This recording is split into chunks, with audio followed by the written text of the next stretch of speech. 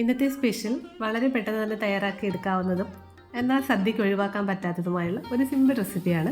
മറ്റൊന്നുമല്ല, ഓലൻ. ഇത് തയ്യാറാക്കുന്നതിനായിട്ട് ഒരു കുമ്പളങ്ങ ഞാൻ എടുത്തിട്ടുണ്ട്.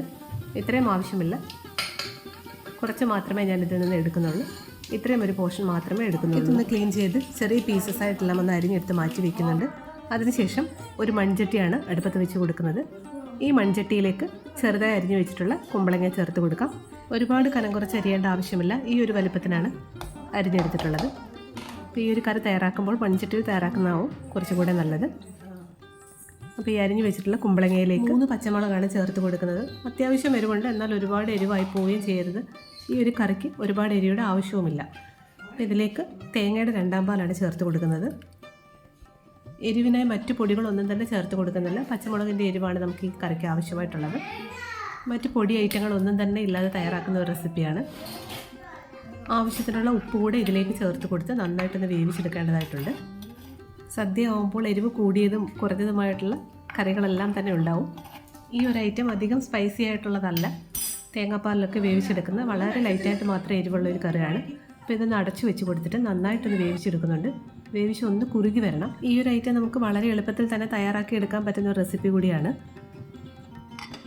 ഇപ്പോൾ കുമ്പളങ്ങയൊക്കെ ഏകദേശം ഒന്ന് വെന്ത് വന്നിട്ടുണ്ട്. മത്തങ്ങയും അച്ചിങ്ങപ്പയറും ഒക്കെ വെച്ചിട്ട് ഇങ്ങനൊരു ഓലൻ തയ്യാറാക്കാറുണ്ട്. പക്ഷേ കുമ്പളങ്ങ കൊണ്ട് തയ്യാറാക്കുന്നതാണ് എനിക്ക് കുറച്ചുകൂടെ ടേസ്റ്റി ആയിട്ട് തോന്നിയിട്ടുള്ളത്. ഇതിലേക്ക് ഞാൻ കുറച്ച് കറിവേപ്പില കൂടെ ചേർത്ത് കൊടുക്കുകയാണ് ഈ ഒരു സമയത്ത്. അതിനുശേഷം നേരത്തെ തന്നെ വേവിച്ച് മാറ്റി വെച്ചിട്ടുള്ള വൻപയർ കൂടെ ചേർത്ത് കൊടുക്കുന്നു. ഒരു വൻപയർ കൂടെ ചേർത്ത് നന്നായിട്ടൊന്ന് ഇളക്കി യോജിപ്പിച്ചെടുക്കാം. അതിനുശേഷം നമുക്കിതിലേക്ക് ചേർത്ത് കൊടുക്കാനുള്ളത് തേങ്ങയുടെ 1 പാലാണ്. ഇനിയിപ്പോൾ നമുക്കിതിലേക്ക് തേങ്ങയുടെ 1 പാൽ കൂടെ ചേർത്ത് കഴിഞ്ഞാൽ കുറച്ച് വെളിച്ചെണ്ണ കൂടെ മാത്രം ചേർത്താൽ മതിയാകും. അത്രയും മാത്രമേ ഉള്ളൂ ഈ ഒരു സിമ്പിൾ റെസിപ്പി തയ്യാറാക്കുന്നതിന്. തേങ്ങാപ്പാലിൻ്റെയും പച്ച വെളിച്ചെണ്ണയുടെയും ആ ഒരു ഫ്ലേവറൊക്കെ തന്നെയാണ് ഈ കറിയുടെ ഒരു പ്രത്യേകതയും. 1 പാൽ കൂടെ ചേർത്ത് അത്യാവശ്യം ഒന്ന് കുറുകി വന്നിട്ടുണ്ട്.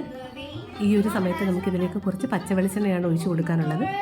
അത്രയും മാത്രമേ ഉള്ളൂ. കടുകൊന്നും താളിച്ച് ചേർക്കാറില്ല ഈ കറിയിൽ. പച്ച വെളിച്ചെണ്ണയുടെ ആ ഒരു ഫ്ലേവറൊക്കെ തന്നെയാണ് ഇതിൻ്റെ പ്രത്യേകത. അപ്പോൾ ഇത്രയും ആയിക്കഴിഞ്ഞാൽ നമ്മുടെ കറി റെഡി ആയിട്ടുണ്ട്. ഈ ഒരു സിമ്പിൾ റെസിപ്പി ഇതുവരെയും നിങ്ങൾ തയ്യാറാക്കിയിട്ടില്ലെങ്കിൽ ഈ ഓണത്തിനൊന്ന് തയ്യാറാക്കി നോക്കുക. ഞാൻ ഈ ഒരു റെസിപ്പി സദ്യയ്ക്കൊപ്പം മാത്രമാണ് സാധാരണ തയ്യാറാക്കാറുള്ളത്. അപ്പോൾ ഈ ഒരു സിമ്പിൾ റെസിപ്പി നിങ്ങൾക്ക് ഇഷ്ടമായെന്ന് വിചാരിക്കുന്നു. ഇഷ്ടമായെങ്കിൽ എൻ്റെ ചാനൽ സബ്സ്ക്രൈബ് ചെയ്യാനും ഷെയർ ചെയ്യാനും ലൈക്ക് ചെയ്യാനും മറക്കരുതേ. മറ്റൊരു റെസിപ്പിയുമായി വീണ്ടും കാണാം. താങ്ക്